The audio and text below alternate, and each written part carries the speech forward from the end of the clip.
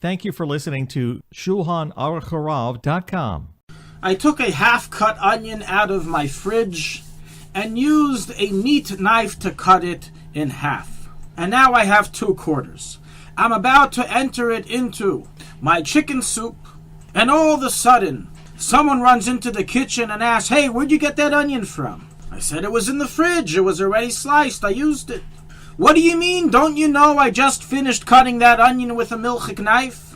And now you cut it with a fleshig knife."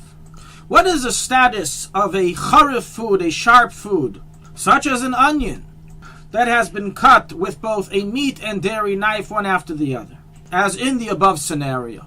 What is the status of the onion? Is the onion treif or kosher? And what is the status of the second knife used? In our case, what is the status of the meat knife? Does the meat knife now need to be kashered?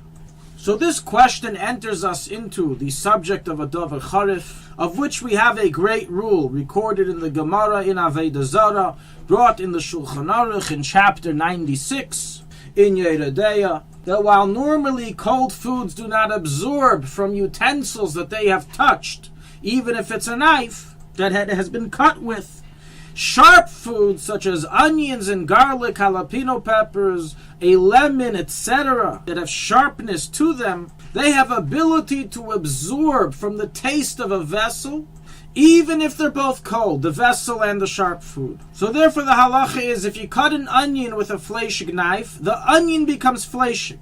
And if you cut an onion with a milchik knife, the onion becomes milchik. And even b'di'evet, if you then use that onion for the opposite food in cooking, you need to have 60 times just like it was a piece of meat or a piece of cheese.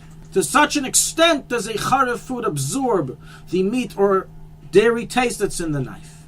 Accordingly, if the onion was first cut with a dairy knife, it has now become milchik.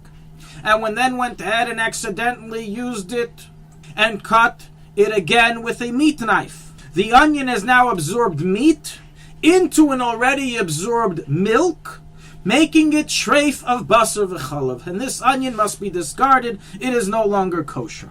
This applies even if the knife was clean and not ben yemeh, has not been used with meat or cheese within the past 24 hours. However, there is one exceptional case in which the onion will remain kosher. It may be meaty or dairy, but kosher will remain. Which case, if your knife, either dairy or meat that was used, is not a true meat or dairy knife. What makes a knife truly a meat or dairy knife?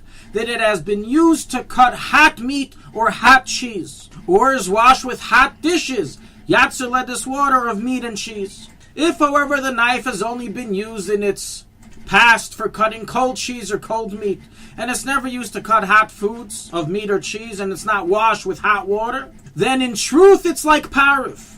And therefore the onion remains parif if both of these knives were never used with hot meat and cheese. And if only one of them was used with hot meat or hot cheese, then it becomes meaty or dairy according to that knife, but does not become treif. Now that we've analyzed the status of the onion, let's now move on to the status of the knife. In the case that the dairy knife, which was originally used to cut the onion, has been used to cut hot cheese, such as hot pizza, then as we said, the onion becomes dairy. When you now use the meat knife, and this meat knife has been used for cutting hot meat in the past, then the onion becomes treif. What is the status of the knife itself? So here we find a machlekes amongst the poskim regarding how to understand the transferability of a sharp food of a davar charif. Is it a two-way street or not? In other words, is it only that we say that when you cut a charif such as an onion with a knife, that the onion has ability to extract the taste within the knife and absorb it into its body, into its mass, into the onion? Or do we also say that not only can it extract the taste and absorb it into the onion, but it can even transfer taste from the onion into the metal of the knife? A two-way street. So this is a machlekes. The Pri Megadim, the Das Torah rule that it's a one-way street. It can only absorb from the knife, but does not send to the knife. The Magen Avram and Chachmas Adam, and so is also the implication of the Alter Rebbe in 45154 rule, that not only can it absorb from the knife, but it can even send back into the knife. And thus, according to this latter approach, the meat knife that was now used to cut this milchik onion becomes treif and must be kashered. Practically, while there is room for leniency in a case that the knives were not bin yemei, or if the charif was cut from opposite sides, nonetheless, since it's so easy to kasher a knife, simply take the blade and place it over a fire and do libun kal. Therefore, that's what should be done in all cases. Although achacham einev bereishay, the best advice always is whenever you're dealing with charif in your kitchen, whether it be onion, garlic, ginger, lemon, jalapeno peppers, and anything of the sort that is sharp, simply always make sure and have a rule in your family to cut it with parav, in a parav knife, a parav cutting board, and avoid unnecessary kashrus complications that come about when there is a meaty or dairy charif in your kitchen. Thank you for listening to Shulchanaruchharav.com. Our free services of making Torah knowledge available to the public depends on donors like you. Please help us continue our work through making even a small contribution at Shulchanaruchharav.com under the Daily Halacha Dedication section or in the subscription page.